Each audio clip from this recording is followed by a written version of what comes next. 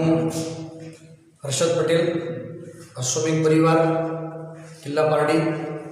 વલસાડ. મિત્રો, અત્યારે આપણે શ્રેણિક ચેપ્ટરમાં આગળ વધી રહ્યા છીએ. આગળ શ્રેણિકોના સરવાળા, બાદબાકી, ગુણાકાર, વિવિધ ક્રિયાઓ, ગુણધર્મો વિશે ભણ્યા.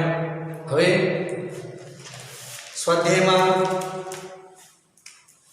સ્વાધ્યાય 3.2 એમાં એક્ઝામ્પલ નંબર 13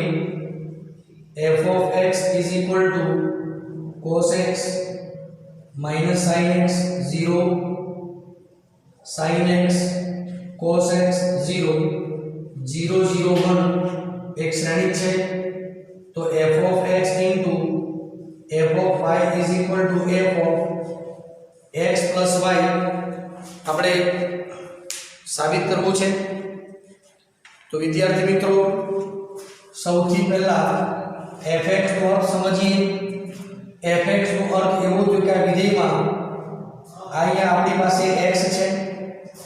જો f of y કરીશું તો આ સ્થાને આપણે y સંકેત લઈશું. હવે લેફ્ટ હેન્ડ સાઈડમાં આને હાલ આપણે ભૂલી જઈએ છીએ. fx into f of y cos x minus sin x 0 sin x cos x 0 0 0 1 into f of y નો અર્થ થશે cos y minus sin y 0 sin y cos y 0 0 0 1 બંનેનો ગુણાકારના નિયમ પ્રમાણે પ્રથમ શ્રેણિકમાં હારના સભ્યો, બીજા શ્રેણિકના સ્તંભના સભ્યો. ગુણાકાર કરીશું તો cos x into cos y minus sin x into sin y plus 0 into 0 minus cos x into sin y minus sin x into cos y 0 into 0 0 0 0 sin x into cos y plus cos x into sin y. બીજી હાર બીજો સ્તંભ minus sin x sin y plus cos x cos y plus 0. ત્રીજા સ્તંભની અંદર ત્રીજા ઘટકમાં શૂન્ય મળશે. 0 0 0 અહીંયા પણ 0 અને અહીંયા 1 મળશે. મિત્રો, આ cos નું સૂત્ર છે cos alpha cos beta minus sin alpha sin beta ની જેમ એના બરાબર cos x plus y. આ બંનેમાંથી ઋણ ચિહ્ન સામાન્ય લેશું. sin x cos y plus cos x sin y એટલે કે આ sin નું સૂત્ર છે sin x plus y 0. અહીંયા પણ sin cos અલગ અલગ છે એટલે sin નું સૂત્ર છે sin x plus y cos x cos y minus sin x sin y એટલે કે cos x y નું સૂત્ર 0 0 0 1. અહીંયા જોઈ શકીએ છીએ cos minus sin sin cos, પરંતુ એના વિધેયનો એંગલ જે મળે છે આપણને x plus y મળે એટલે આપણે આને કહી શકીએ f of x plus y is equal to RHS. તો મિત્રો, આવી રીતે આ સ્વાધ્યાયનો એક્ઝામ્પલ નંબર 13 આપણે સમજી શકીએ છીએ. ખ્યાલ આવી ગયો બધાને? જરા જોઈ લેશો.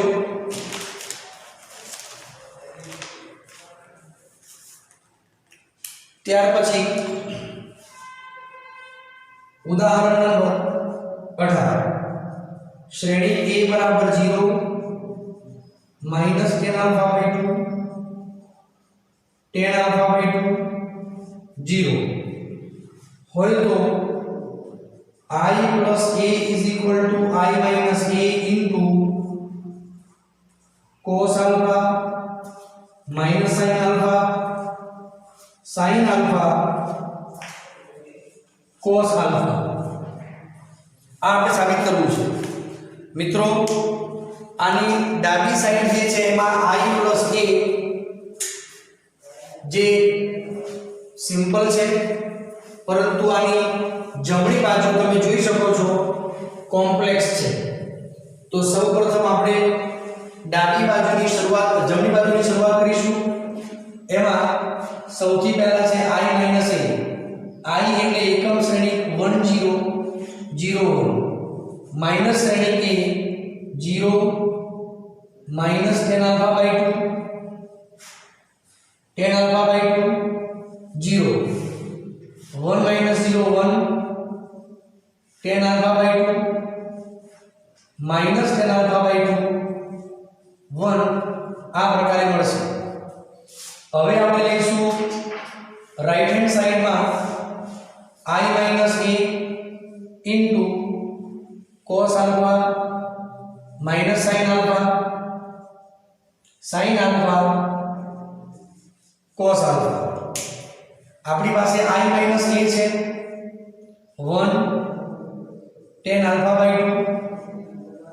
minus tan alpha by 2 1 into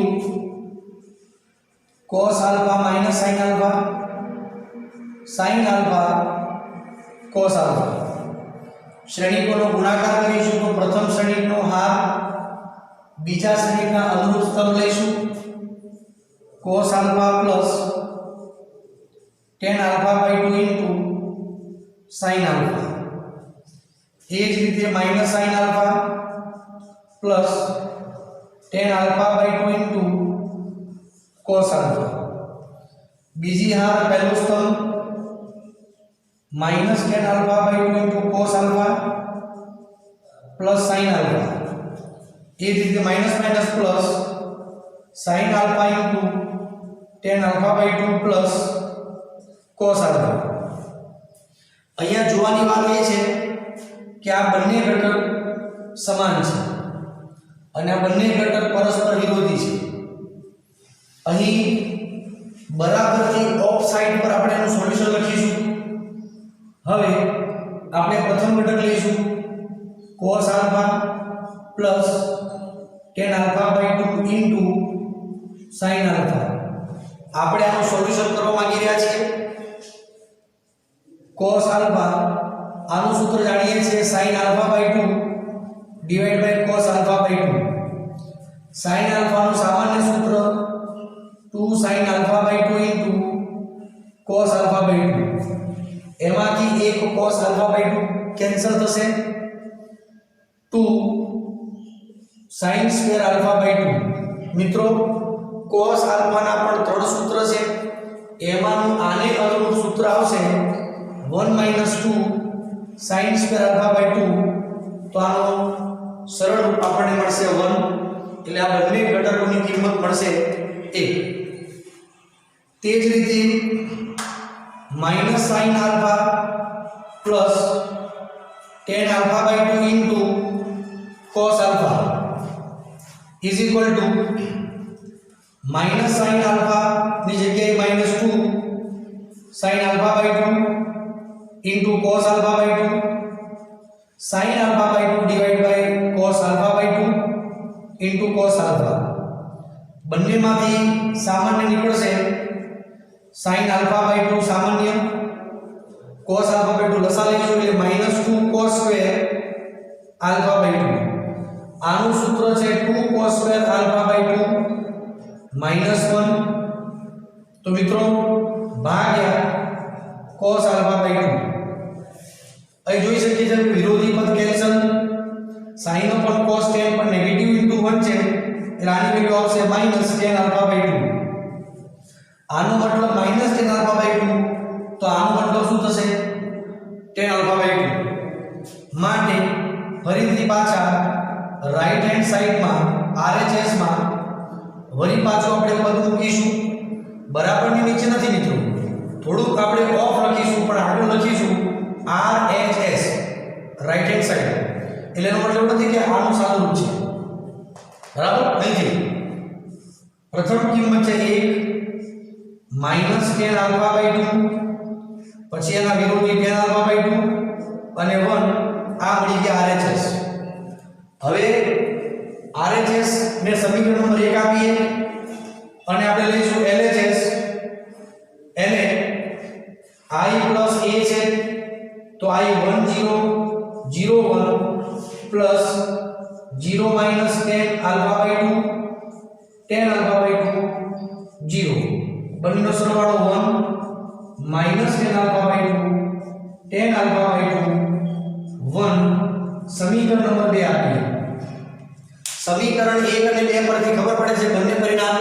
સરખા છે તો મિત્રો આ એક્ઝામ્પલ ની અંદર આપણે એટલું જ જોવાનું છે કે આ બે ઘટક જે મળ્યા એનું સરળ રૂપ આપવાથી આપણે જવાબની ખૂબ નજીક જતા રહીશું બોલો આટલામાં વિદ્યાર્થીઓને ખ્યાલ આવી જાય છે મિત્રો ચલો આગળ વધીશું ત્યાર પછી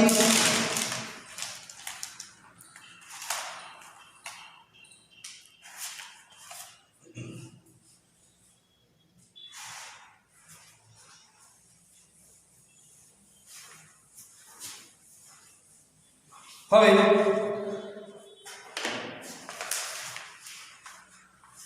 એક્સરસાઇઝમાં એક્ઝામ્પલ નંબર 19 પ્રશ્ન એમ છે કે એક ટ્રસ્ટ ₹30,000 બે જુદા જુદા બોન્ડમાં રોકાણ કરે છે પ્રથમ દ્વારા 5% વાર્ષિક વ્યાજ અને બોન્ડ બીજા દ્વારા 7% વાર્ષિક વ્યાજ પ્રાપ્ત થાય છે તો હવે આ મૂડીને કેવી રીતે વિભાજિત કરી શકીએ કે જેથી પહેલો પ્રશ્ન છે કે આપણને કુલ વ્યાજ ₹1800 મળે અને બીજો પ્રશ્ન છે કે કુલ વ્યાજ ₹2100 મળે સોરી ₹2000 મળે વિદ્યાર્થી મિત્રો આ પ્રશ્ન હું તમને ગણાવું છું આ તમારે જાતે પ્રેક્ટિસ કરવાની છે શ્રેણીકોના ગુણાકાર દ્વારા શક્ય બનશે આપણે એમ વિચારીશું ધારો કે ટ્રસ્ટ ₹30,000 માંથી ₹1000 બોન્ડ 1 માં રોકાણ કરે છે અને બાકીના કેટલા બચ્યા તો બાકીના એટલે કે 30,000 માઈનસ x રૂપિયા બોન્ડ 2 માં રોકાણ કરે છે તો મિત્રો આપણો પ્રથમ શ્રેણી થશે x અને 30,000 માઈનસ x શ્રેણી b થશે 5% વ્યાજ દર એટલે 0.05 અને 7% વ્યાજ દર એટલે 0.07 હવે a into b આપણને જે વ્યાજ દર મળે છે વ્યાજ ટોટલ એ મળે છે ₹1800 તો આપણે એને આ રીતે દર્શાવીશું શ્રેણી a જે તમે જુઓ તો x 30,000 minus x into 0.05 0.07 is equal to 1800 વિદ્યાર્થી મિત્રો ગુણાકાર કરીશું તો પ્રથમ ઘટક સાથે ગુણાકાર 0.05 પ્લસ આનો ગુણાકાર આની સાથે થશે તો અહીંથી 2 0 કટ થશે 7 3 21 2 0 minus 0.07x is equal to શ્રેણી પર લખીશું 1800 અહીંયા ટોપિક આવશે શ્રેણીકોની સમાનતાનો 0.05 અહીંયા x આવશે મિત્રો માઈનસ 0.07 એટલે કે 0.02x માઈનસ માં આવશે is equal to આ 2100 એટલે 1800 માઈનસ 2100 મળશે આપણને અહીંયા -0.02x = -300 જેથી x બરાબર આવશે 300 ભાગ્યા 0.02 એટલે કે x બરાબર આવશે 15000 રૂપીસ। તો મિત્રો ખ્યાલ આવી ગયો। આનો અર્થ એવો થયો કે ટ્રસ્ટ બોન્ડ 1 માં રૂપિયા 15000 નું રોકાણ કરશે અને બોન્ડ 2 માં બાકીના 30 - 15 એટલે કે 15000 નું રોકાણ કરે કે જેથી વ્યાજ કુલ 1800 રૂપિયા મળશે। એ જ રીતે જો 2000 જોઈતા હોય તો ડાબી બાજુની કિંમત એ જ રહેશે પરંતુ જમણી બાજુ શ્રેણીકમાં શું લઈશું આપણે 2000 લઈશું। તો આ પ્રકારે શ્રેણીકોના ગુણાકારની મદદથી આપણે આવા કૂટ પ્રશ્નો અને વ્યવહારુ પ્રશ્નો પણ સોલ્વ કરી શકીએ છીએ મિત્રો। તો આ ખૂબ સારી વાત છે। તો શ્રેણીની મદદથી આપણે આ પણ ગણતરી કરી શકીએ છીએ। હવે આ જ પ્રકારે ચોપડીની અંદર સ્વાધ્યાય 3.2 માં દાખલો 20 છે તમારે જાતે કરવાનો છે। હવે એક્ઝામ્પલ નંબર 21 અને 22 બંને માટે એક્ઝામ્પલ નંબર 21 અને 22 માટે આપણી પાસે શ્રેણીક x જે છે એની કક્ષા 2 × n છે, શ્રેણીક y 3 × k, z જે છે તે 2 × p, શ્રેણીક w n × 3, શ્રેણીક p એ p × k પ્રકારના શ્રેણીક છે। તો એક્સરસાઇઝમાં એક્ઝામ્પલ નંબર 21 માં એવો પ્રશ્ન પૂછ્યો છે કે py + wy વ્યાખ્યાયિત થાય તો ખાલી જગ્યા આપણને 4 ઓપ્શન આપેલા છે। સૌથી પહેલા વિચારવાનું એ છે કે આ બંનેનો ગુણાકાર છે તો p કયા પ્રકારનો શ્રેણીક છે તો p × k પ્રકારનો છે, y જે છે એ 3 × k પ્રકારનો છે,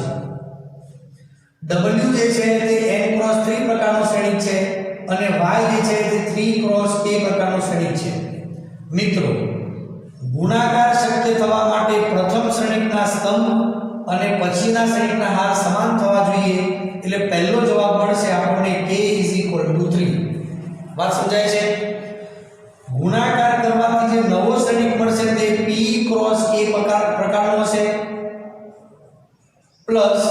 આ બંને સમાન છે એટલે n × k પ્રકારનો શ્રેણીક આપણને મળશે। અર્થાત શ્રેણીકોના સરવાળાથી પણ મળતો શ્રેણીક p × k + n × k। તો સરવાળો થવા માટે પણ કક્ષા સમાન હોવી જોઈએ તો k તો સમાન જ છે તો p અને n પણ સમાન હોવા જોઈએ એટલે બીજું પરિણામ આપણું રહેશે p = n। તો આપણે આ બંને ધરાવતો પ્રથમ વિકલ્પ આપણે પસંદ કરીશું જેથી આ જવાબ